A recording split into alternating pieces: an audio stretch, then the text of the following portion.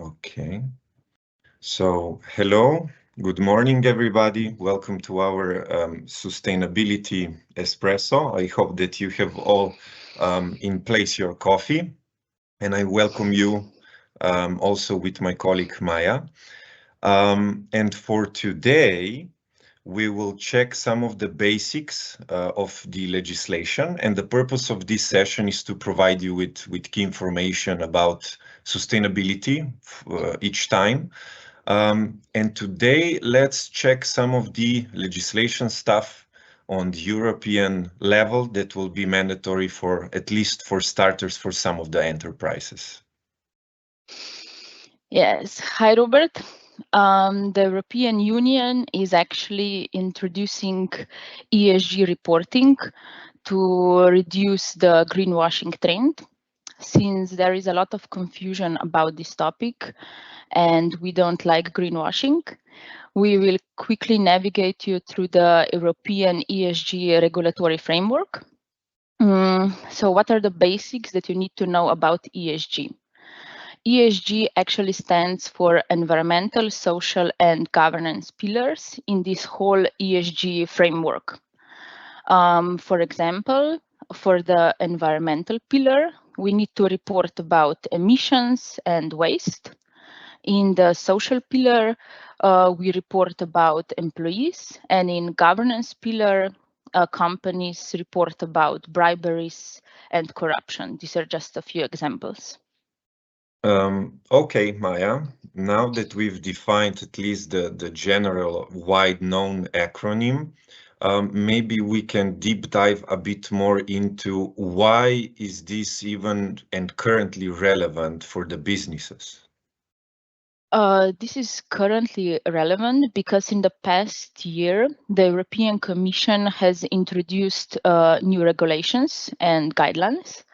And the most important and legally binding is the CSRD directive and ESRS standards that accompany this directive. These ESRS standards are divided and based on this ESG concept that we talked about before. Mm-hmm. The ESG as a concept is really key to understanding the wider context of sustainability itself. Can you maybe tell us a bit more about the CSRD directive and its ESRS standards? Of course. CSRD is actually short for Corporate Sustainability Reporting Directive. And this directive sets out which companies will have to report when, what needs to be reported, and what are the specifics of this report. Companies that are obligated to report are listed on stock exchange and needs to meet 2 out of 3 criteria. Criteria is to have more than 250 employees, more than 50 million in turnover, and more than 25 million in total assets. And what is the timeline for this? Actually, the timeline already started. First, companies need to start reporting in 2025 with data from this year, 2024.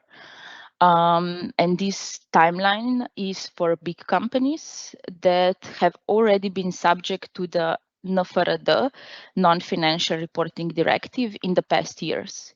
And the next year, 2026, reporting for other large companies starts that haven't been under the Non-Financial Reporting Directive. And then in the following years, 2027 to 2029, there will be mandatory reporting also for listed small and medium enterprises and non-European companies who have significant activities in the European Union. You also mentioned the ESRS directive-based standards. Can you tell us a bit more about that? Yes, of course. The ESRS are actually European Sustainability Reporting Standards, and are guide on how to make a report, this final report, and what do you need to include in this report. ESRS have been approved and applied from 1st of January this year, 2024, and are requirement by the CSRD. At their core, they are divided into two categories. The first one is mandatory, and under this we have ESRS 1, general requirements, and ESRS 2, general disclosures. And then we also have topical standards. We know 10 of them, which are divided into environmental, social, and governance pillars. We are also expecting at the June, I believe, sector-specific standards, which will cover specific sectors separately. Mm-hmm. All the requirements sounds pretty complex and even extensive, but what's the added value for companies? Yeah, this is really important. We need to know that investing in sustainability isn't just about meeting these regulatory requirements. It's actually a complex and important strategic move with financial benefits. For example, companies that prioritize sustainability can enjoy a lower loan cost and lower taxes. Also, according to McKinsey, companies who invest in sustainability attract higher investor interest. And you also need to know that younger generations are willing to pay more for products and services from environmentally responsible companies, and are actually, they will rather work for these companies. So studies also indicate that businesses with strong sustainability practices experience quite lower staff turnover rates. And on the other side, companies who are not following these sustainability regulations face penalties, and these penalties can be quite high. Mm-hmm. Great. That sounds a lot of benefits, but maybe how and where can a company start its sustainability journey?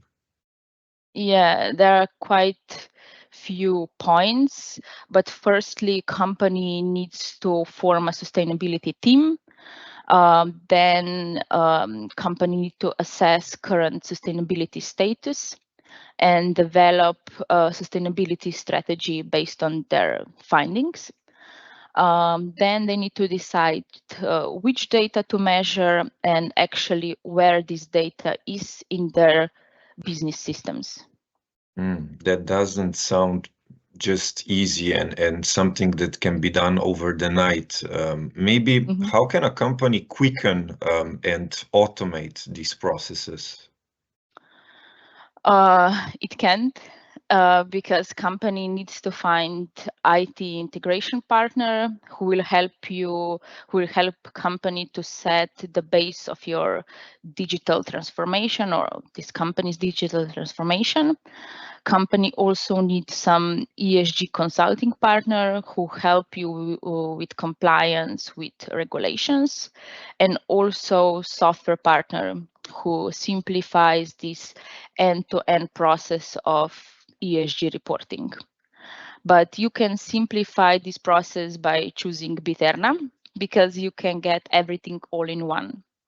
So if you would like to hear more, you can contact us and find out additional details. If not, you can actually follow us for more ESG related information and join our next session. I believe it will be in 14 days. And next time we will dig more into details about EU taxonomy. Great. Sounds great. Thank you, Maja. And I wish you all a successful day. Thank you. Bye.